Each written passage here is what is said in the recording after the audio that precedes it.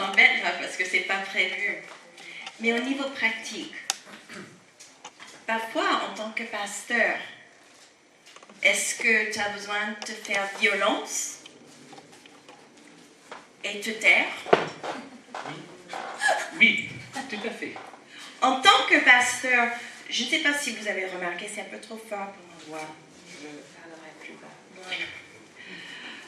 Si tu mets 3 pasteurs dans une pièce, tu vas avoir 4 discours qui se passent. Parce que la plupart des pasteurs, ils aiment bien parler. Ils aiment bien enseigner. Ça fait partie de qui nous sommes. Alors c'est normal, c'est les réactions de parler. Alors parfois, en tant que pasteur, quand tu es dans une situation, tu vois, je vais enseigner. Mais pour aider que les autres apprennent à le faire, les autres apprennent à partager, on a besoin de se taire et laisser les autres. C'est extraordinaire quand on met la main sur la bouche en tant que pasteur et on entend de la bouche de ce jeune chrétien qui jusqu'à maintenant n'osait pas parler, sort la vérité d'un encouragement de quelqu'un.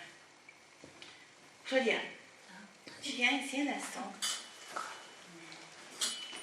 C'est pas prévu non plus. Alors, Claudia, c'est une de nos amies qu'on a gardée à distance, comme la bonne théologie dit, que les pasteurs doivent garder les chrétiens à longue distance. Non, pas du tout. C'est ma sœur de sœur, c'est mon cœur. Alors, Claudia prie pour les gens. Elle n'est pas pasteur. Oui, elle est pasteur. Elle ne dirait pas ça. Mais elle coupe du fromage à Champion. C'est ça, sa profession. Mais elle est quelqu'un qui prie, n'est-ce pas, Bertrand? Pour les gens, mais n'importe où. Mais n'importe où.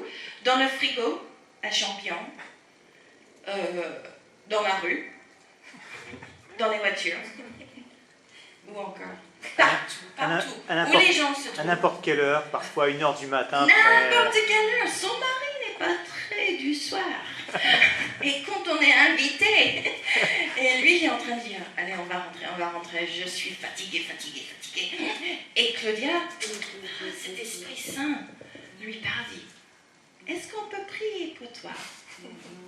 Alors je vais poser la question, comment est-ce que tu as appris à prier? En vous regardant.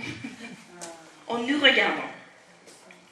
Vous avez appris aussi, on a fait pareil que vous, en commençant, et puis le Seigneur après, par son Esprit Saint, il nous donne les paroles, ses propres paroles, quoi.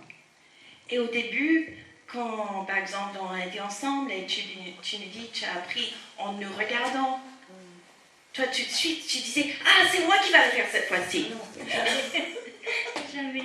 Jamais. Parfois, est-ce qu'il fallait faire quelque chose pour t'encourager à le faire? Oui, tout le temps. Parfois, est-ce qu'il fallait faire, tu viens avec moi? Et au début, tu regardais. Ouais.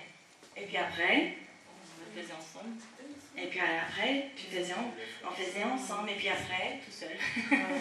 parfois, on disait, non, c'est toi qui fais. Et tu n'aimais pas ça. Même encore. Mais je vais vous dire que c'est quelqu'un maintenant, elle va partout. Excusez-nous, nous sommes prêts. On s'est perdu. Il n'y avait pas le GPS en anglais, ni en français. Voilà le GPS. Bienvenue. Soit le GPS. Alors, apprendre et aider les gens, apprendre à faire le ministère, c'est les laisser voir au groupe de maison, que ça soit prié, que ça soit enseigné, que ça soit partagé, que ça soit donner une parole prophétique. Ils regardent Et puis aussi, il faut savoir, et je crois vraiment, pour nous, c'est dur, il faut se taire. Il faut se taire. Parce que la plupart des chrétiens, comme Claudia, elle est là, je le connais, elle s'assoit dans son coin, au bord de maison. Le Seigneur lui parle. Elle se dit, Sandra va lui dire. Sandra va dire, hein? Elle se dit. Elle ne dit pas. Et tu sais, le Seigneur nous dit pas tout. Nous sommes un corps. Alors, il faut que je me tais. Il faut que lui... Bienvenue.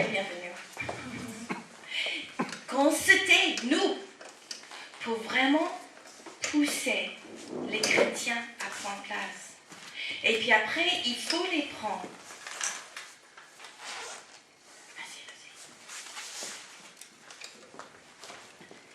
Que eux, ils sont forcés. Et puis après, on doit leur donner un petit comme ça. Hein? Parce que une bonne partie de nos chrétiens, ne veulent pas faire ça. Ils ont peur, ils ne veulent pas se donner l'impression de prendre la place.